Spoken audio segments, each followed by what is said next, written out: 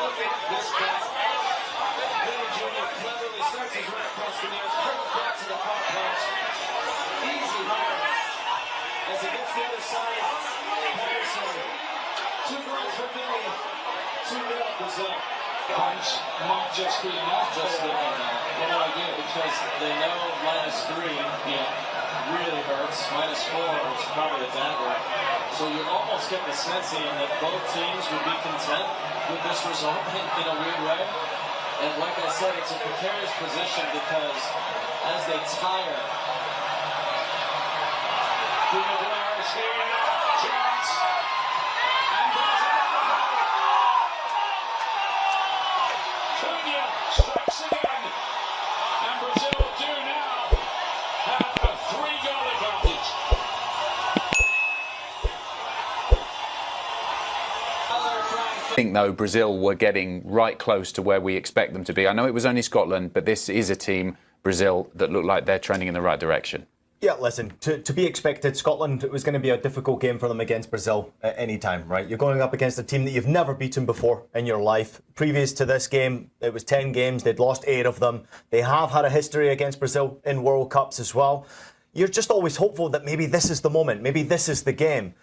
And it didn't turn out to be that way. I mean, Scotland basically handed the game to Brazil in the first 45 minutes. It was a gift, wasn't it? It was gifts. I mean, making mistakes like that, McKenna, starting the game so early on, I mean, similar to the game against Morocco, right? Yeah. You make a mistake so early on in the game, what that does to your mental, what that does to your belief of actually trying to create history and win a football game against such a historic nation like Brazil, I mean, it just absolutely hammers you. So confidence looked very low. I will say this, though. Steve Clarke's got to take a bit of responsibility for the team selection. I would also say he's got to take a bit of responsibility for the lack of courage from his group to just absolutely go for it. OK, you can look at the stats and say second half Scotland went for it. That was probably in large part to the fact that Tierney came off the bench and had a great impact. He played well. I can't agree more. But Jen, it was shit. That before. The lack of creativity. You can defend as well as you want all day long and, you know, give gifts and get away with it or not get away with it. But I think I was just really disappointed with the lack of creativity in the final third. I think for all of Shanklin being the player he is, you know he's going to drop to get on the ball. He's not going to stretch the line, so someone else has to do that. I would have maybe assumed that would have been a Gannon Doak, but still didn't quite happen. And you're spot on. I thought Kieran Tierney was that one level of trying to beat a player, at least getting balls into the box. It might not have been the perfect ball into the box, but at least trying to make something happen. I think in this situation, like, sat with 2 Scots, but you have to give all the credit to Brazil. Yeah. I think they were brilliant. And class above. They have the individuality and that quality that Scotland just done, and that's the real way though, Jen, right? Yeah, I mean, of course. When we all looked at these fixtures, and I even went to purchase my tickets, I thought about pushing on the Brazil and Miami. I thought destination, vacation. Can you imagine the Tartan Army in Miami? Miami Beach, fantastic. Bit hot with the kilt on, but I'm going to go there and experience it. Then I thought Brazil, probably not going to win that game. So I want to watch Scotland win a game in the World Cup, which I did do against Haiti. But when you win that first game, all of a sudden you start to believe maybe we can surprise Morocco or surprise Brazil.